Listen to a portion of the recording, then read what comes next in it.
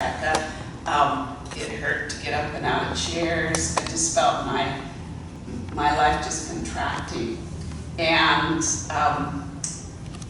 I started yoga, and then I went to Feldenkrais, and I go, this is really where it's at. I've been suffering with chronic pain for over 8 years. The neck problems, restricted movement. I've been diagnosed with thoracic outlet syndrome bilaterally. I've tried medications, which haven't helped. I've tried epidurals, which haven't helped. I've tried, I forget the name where we burn the nerves to destroy them. That didn't help. Physical therapy doesn't help. Yoga flares me up. Exercise flares me up. I used to work, can't work anymore. For a while. And I also have an unstable pelvis and get sciatica. And pain all the way down my leg from walking or sitting. So I'm a mess. And read about Feldenkrais in a back pain book, and I'm so glad to be here. Off these. Oh, we're so glad you're here. Can I ask, what is Feldenkrais? So typically I actually explain Feldenkrais as we're going along, but Feldenkrais is named after a guy named Moshe Feldenkrais, who was alive from 1904 to 1984. So now, I would like everybody to write their name on this piece of paper. Sorry, I don't, oh, you need a pen. And you need to too? Okay, yeah. So, sorry, I don't have anything for you to write underneath. You guys didn't come to class. Yeah, I mean, I was originally thinking like this would be great with chairs, yet I didn't think we had enough chairs for everybody. So, you know, we're simulating what you're doing at work, writing and, you know, doing desk work.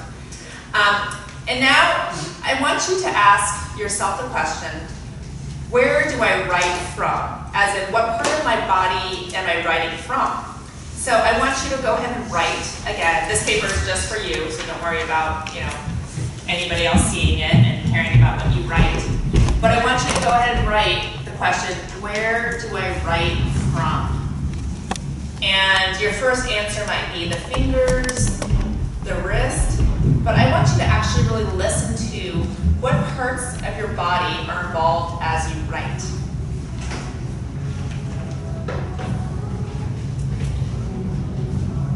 And just continue writing to get the information, and I want you to start to listen in words, to listen to how much muscle effort you're using in your arm, in your shoulder, as you write.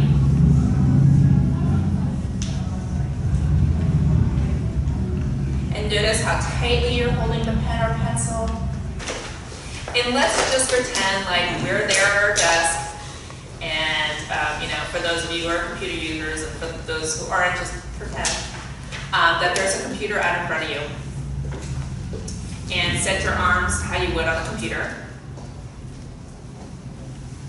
And go ahead and type. Actually, show us the way you type.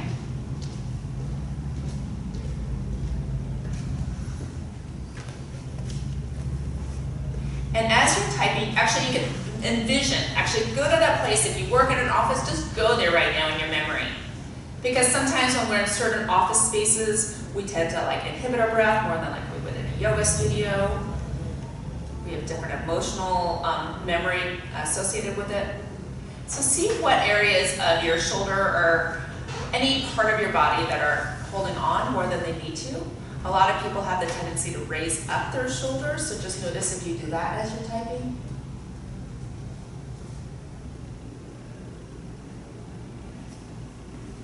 And I'd like you to just type with your dominant hand, whatever hand you wrote with. And I want you to type really small.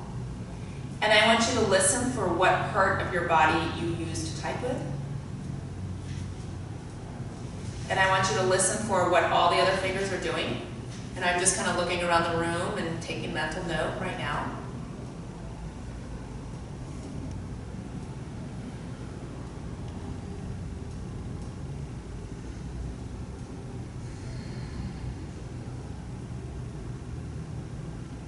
Okay, and then go ahead and stop. So you can put your piece of paper in your pen to the side. At the very end, I'll have you write again and see if anything feels different. But you don't need it otherwise. Okay, so clear out that space. So I'm going to actually have you lay on your back with a bolster under your knees. So let's. And notice if your breath is in your chest. And I know you're doing it all really well when I see your breathing being really full, which I just actually saw everybody I looked at just took a really deep breath right there. That means you're doing something right. Pinky, very small. Now the pinky, the hand moves a little bit differently with the pinky. You might notice that it kind of rotates a little bit. That rotation is called supination when the palm turns upward, and pronation when the palm turns downwards. So notice what happens if it just has the slightest tendency to rotate the arm as you slide the pinky just ever so slightly away from you and back towards, but staying really small and slow. Very small. As you bring the pinky in the direction towards your palm, notice if your palm lifts just ever so slightly away from the ground. And as you slide the pinky away, notice if the arches flatten just ever so slightly. So go slower. You especially go slower. So that's how you go slower. So I'm gonna, for some of you, I'm gonna come around and I'm just gonna actually do it for you. So that will allow you to actually feel it. Especially when we get arthritis and stuff in our hands, we basically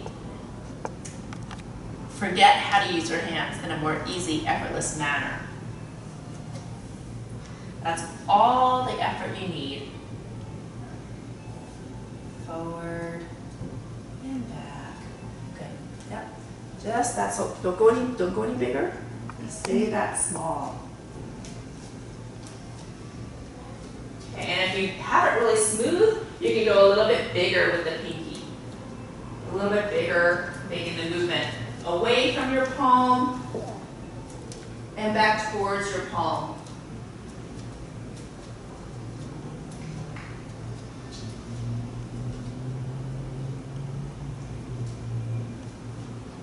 Okay, take a pause and notice how much, if you have any tension in your hand that you're working with. Notice if there's any area of your hand that is starting to release more. And for some of you, I see your hand still a little bit flat towards the ground, and I'm wondering if you're using any muscle effort to kind of flatten it like that, or if it's in its true resting position. The reason why so many people have overuse and repetitive strain injuries right now is because our bodies aren't resting properly. Even when we go to sleep and get 8 hours, or most people don't get 8 hours, even when we go to sleep and get like even our 5 or 6 hours of sleep, it's not high quality sleep. And the reason why is because our muscles are still contracting even when we're sleeping. Isn't that crazy? We think we're relaxed, but not necessarily. So oftentimes after Feldenkrais sessions, people have that true feeling of deep relaxation where their muscles really let go. And it's usually at that point when I'm giving hands-on sessions that people just completely pass out. And I actually let people sleep on my table. I just started doing this, letting people sleep for like 5 minutes on my table or 10 minutes. And when they wake up, I feel like they had this rejuvenating, deep sleep that's really helpful in their healing process. Okay, so now let's go to the thumb. So let's go ahead and do the same thing with the thumb. Now as you're doing the thumb, it's a little bit of a different movement because you're actually going to be more on the side.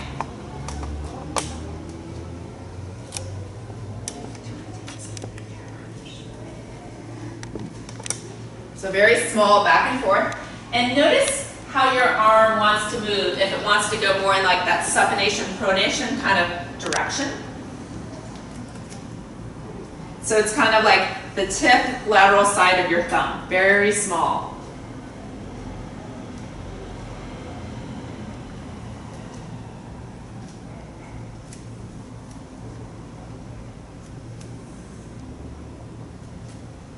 And what parts of your body are involved in this motion of your thumb?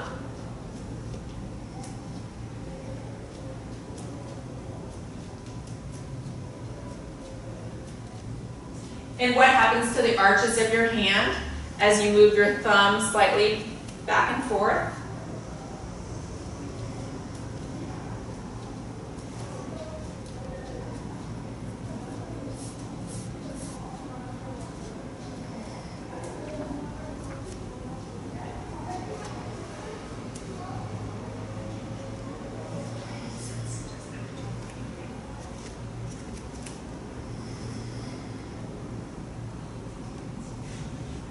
Some people fall asleep before my sessions are over. Actually, most people.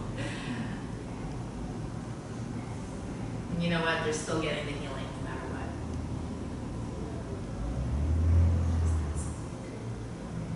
what. Everybody stop and take a rest. And as you're resting, feel what the size of your hand is in your perception. Perception's a very interesting term. What's the size of your right hand versus your left in your perception? You know, we think our perception is our reality. It's like Alice through the looking glass. Is what we're perceiving real? Is my hand that I'm working with actually bigger? Or am I just perceiving it that way? And very gently roll your head once to the right and once to your left and see if there's a difference. And see if there's starting to become a difference in how that arm is lying, the contact that arm is making with the ground, especially versus the other one.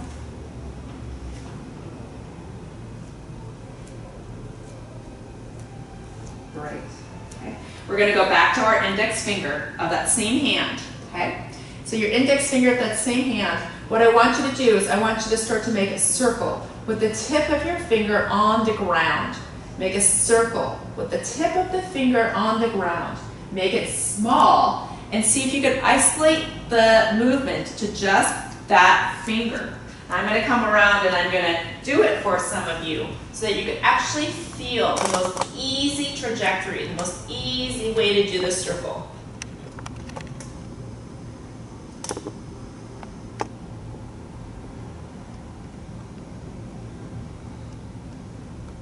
Make sure you're breathing, everybody.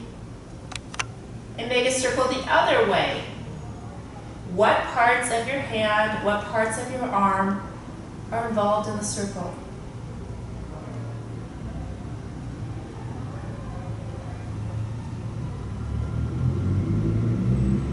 Pause for a moment.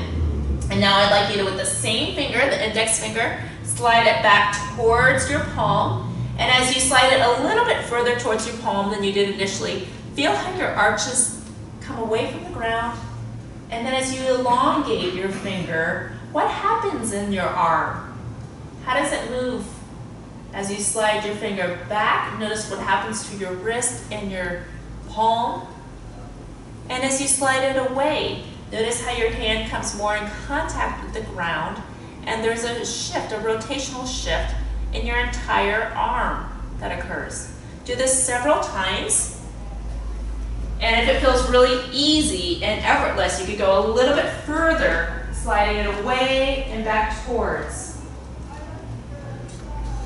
Now, how high up your arm do you feel this motion occurring? Do you feel it up to your elbow?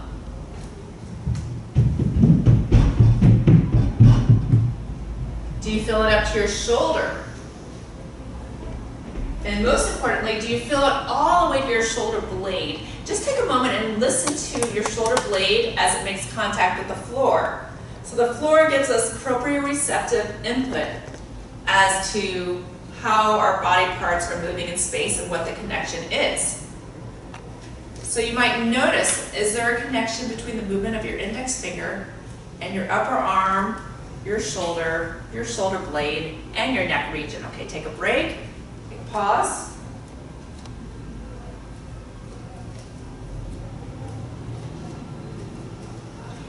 And now find your third finger, your middle finger. And let's start by making a little circle with the middle finger on the blanket. Now see if you can isolate it just to that finger. Because I see some of you guys are moving your whole arm or hand, but we'll differentiate the movement. Differentiate is a word that's used frequently in Feldenkrais, where you isolate the individual movement and teach it how to move in separation from the other muscles that are surrounding it. So go as small and as slow as the quality is really good. And if the quality is really good, you could go faster and you could go bigger, but not until the quality is good. Okay. And make sure you're not straightening your fingers too much. Make sure you're welcoming the curves of your hand and the 3 curves of your finger. So there's 3 joints in the finger, like I said. And for these movements, all 3 joints needs to be involved. Okay, take a pause. So as you bring your finger back towards your palm, what that means is all 3 joints of your finger slightly bend, and your wrist may even slightly bend back. And as you elongate that 3rd middle finger, you can go ahead and do it now, away, there's a slight lengthening of your entire arm, from your finger, your wrist. Keeping that finger in contact with the ground. As you lengthen your finger away, see how much of your arm you can feel lengthening away.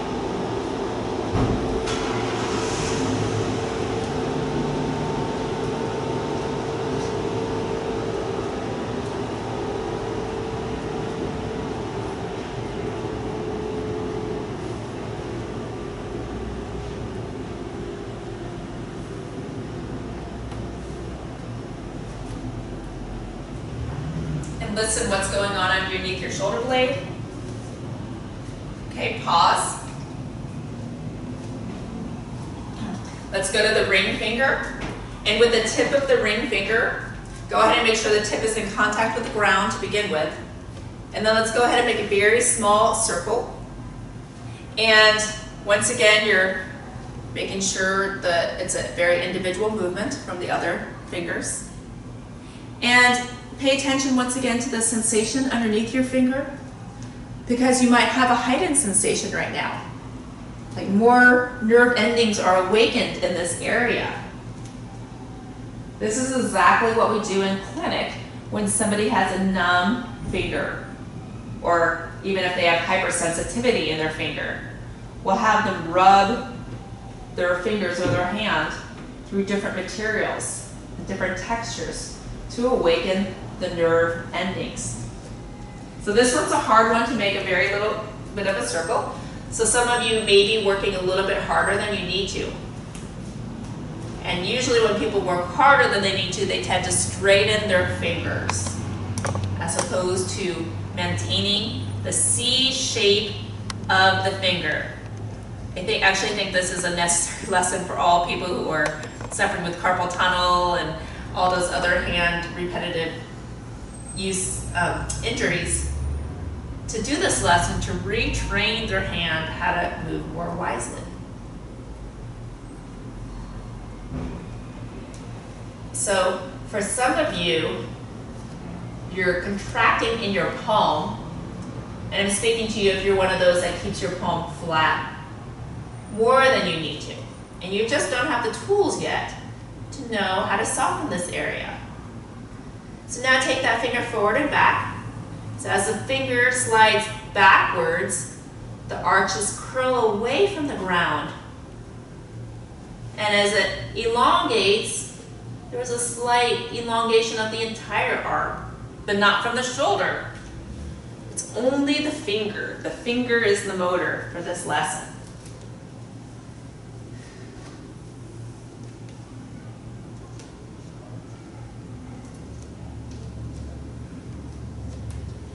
Remember to take a break anytime you want. Notice some sensation. Notice what's going on under your shoulder blade.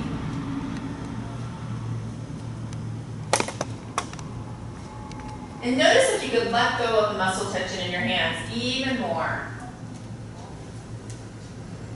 If you're one of those harder, better, faster kind of people, type hard, hold the pencil hard, they go softer. Softer, softer, softer.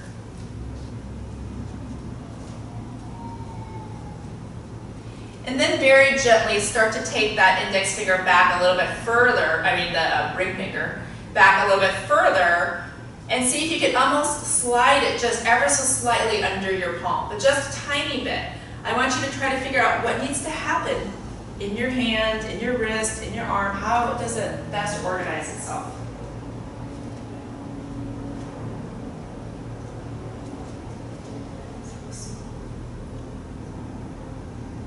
So we need to allow our larger muscle groups to carry the weight of the smaller muscle groups.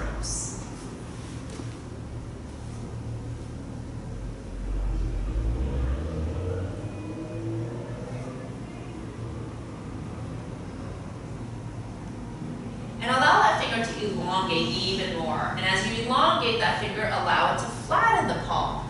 Now see if you can allow the palm flattening to lengthen your finger even more, but without a lot of muscle effort. How can you use your palm, your wrist, to elongate that finger? As if I was standing away from you and I was gently pulling that finger away from you, which I'm going to do for a few of you. I'm going to pull the finger away, and then you're going to bring it back.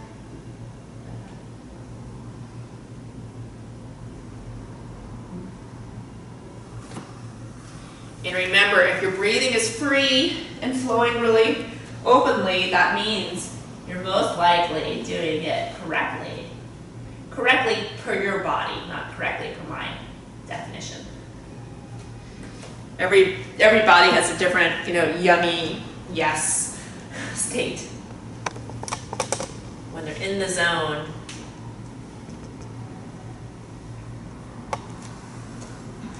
So imagine someone's pulling that finger away and then bringing it back towards. So you can make it a little bit bigger as long as it's easy and you're not hyperextending your fingers and you're not holding your breath. Ooh, so you lifted your finger off, so you want to make sure to not lift it off as well. So the finger stays in contact with the ground the whole. Take a full rest, full complete rest.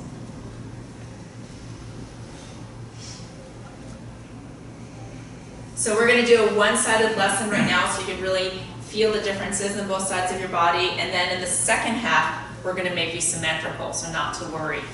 Because the truth is for any movement, especially with our hand, it involves our whole body. So for this one, we're more focusing on the upper body. So once again, let's draw that imaginary line from the back of your head, down your neck. Notice how your back of your head and how your neck is now making contact with the ground. Notice how your eyes and your nose are veering, if they're veering more to one side or the other right now. Notice how your shoulder blade is making contact with the ground, the side we just worked on. And how the breathing is on that side, the rib expansion.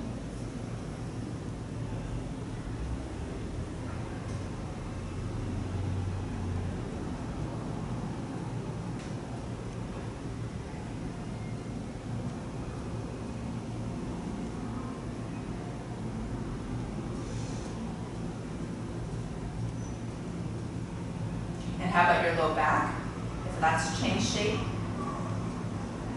And how about the lightness in your arm? And the right versus the left side? And the lightness in your leg, is there any difference between the right and the left side? Now I want you to imagine that you have a pen in your dominant hand and you're going to write out in front of you. I know you're lying down, but you're going to pretend like there's an imaginary piece of paper right out in front of you. So I want you to go ahead and take that pen and go ahead and write your name or write whatever you would like on that imaginary piece of paper out in front of you. And as you're writing, I want you to actually really feel how much of your body is involved with this motion. What part of yourself is doing the writing? Is it your hand? Is it your wrist? Is it your shoulder? Is it your back? How much of yourself is actually doing the writing?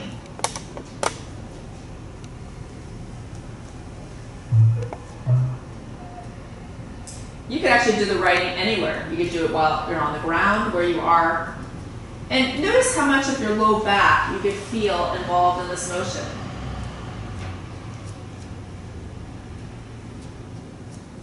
Okay, let that arm go, let it take a rest.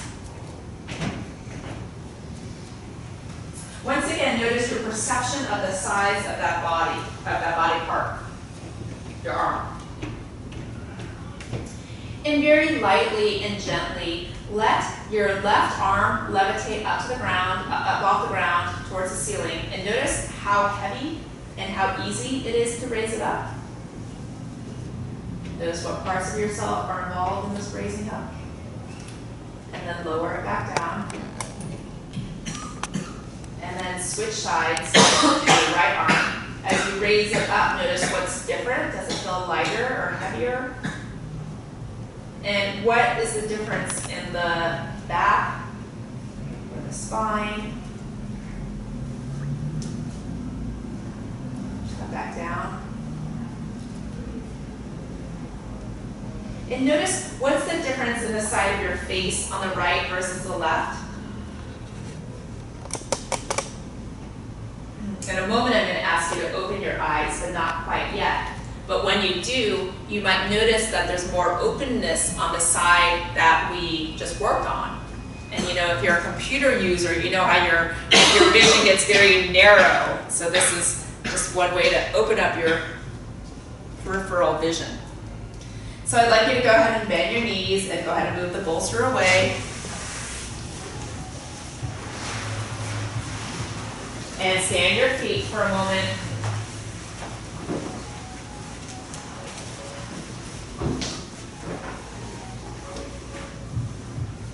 And I'll go ahead and balance you out just a little bit. So have your feet about hips width apart. And let's do a very gentle pelvic tilt. What that is you push very lightly through your feet, just enough to roll up the tailbone, your back flattens, and then you release. So gently push through your feet, just enough to roll your tailbone up, and your back flattens towards the ground. And as you release, your back gently arches away from the ground. So do this several times, and as you're doing this, you might notice that there's actually a difference in how it feels on the right versus the left side. Just explore the differences.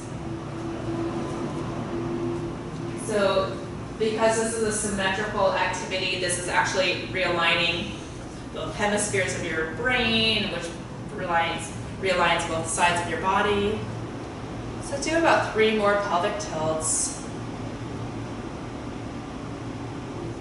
This is also getting your spine more connected with your arm that we just worked with.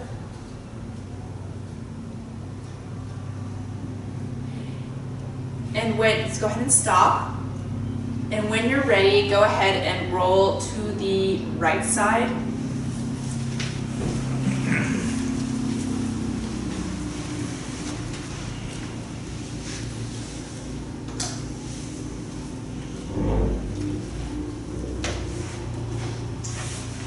And when you're ready, using both arms and your pelvis, push yourself up. Your head comes up last. So go ahead and push yourself up to sitting. And go ahead and grab your bolster and just sit on your bolster for a moment.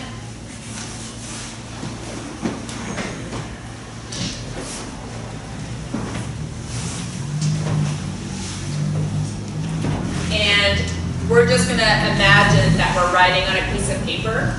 So just imagine that you have your pen in your hand and your piece of paper is out in front of you. And go ahead and write your name.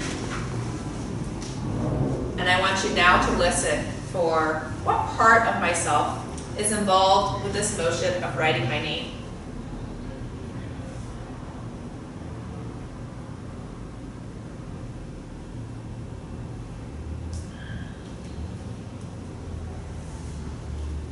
And who's got an answer? Just my hand. Okay, who else? It's a lot more than that. Yeah. Yes, great. So I'd like everybody to come up up to standing and you're in a little bit of, I call it the Feldenkrais trance. So it's okay, stay in this motion, this state, just keep still and quiet inside. And I know it's a little bit crowded here, but I'd like you to go for a little walk around the room. Actually, hold on, just stop and standing. As you're standing, you might actually notice some differences. Notice which arm is longer. Notice if one shoulder feels lower than the other. Notice what's the difference on the weight between your right foot and your left foot.